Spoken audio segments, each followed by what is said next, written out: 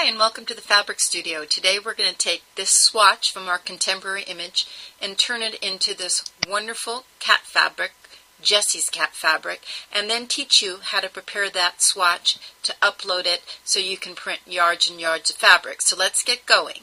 So first we chose a swatch of fabric from one of our libraries, and again this is our contemporary image.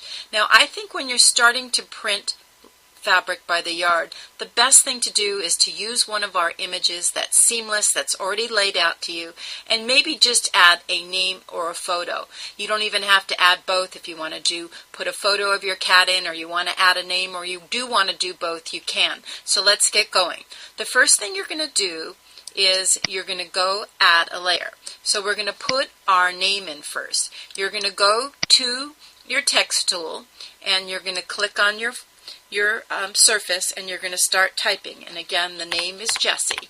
So you're going to take that name and using your select tool you're going to take it and rotate it and place it wherever you want it to be. Now it's really fun to get into these little nooks and crannies, so you can hold down your shift key, make it larger, and place it exactly where you want. Now we're going to do one more name before we move on, and I'll show you how to put a photo in.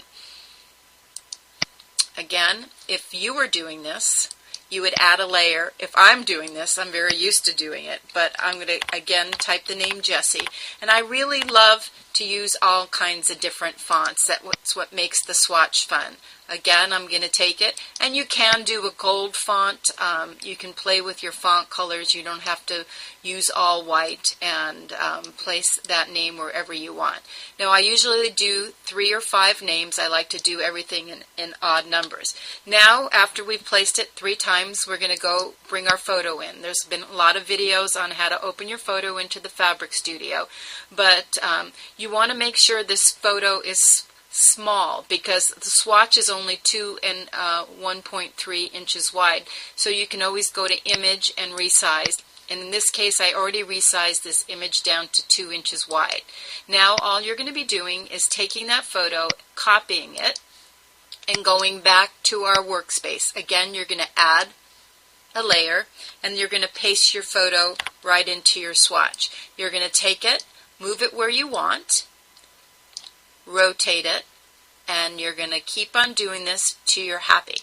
Now in this case I used the photo 5 different times, and it's also really nice to vary the size. By varying the size it also helps you give that swatch of fabric some movement. There's lots of fun nooks and crannies in this one, so you have lots of fun places to place your photo. So let's take a look at the swatch that's completely done.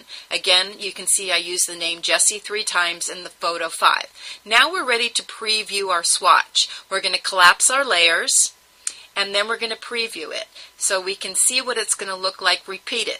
Now our images are 300 dpi, and most of the online companies will only accept images that are 150. So you're going to go into image and you're going to go into resize, and I've already done it. You're going to go down to resolution and you're going to change this to 150 dpi, and then you're going to hit OK.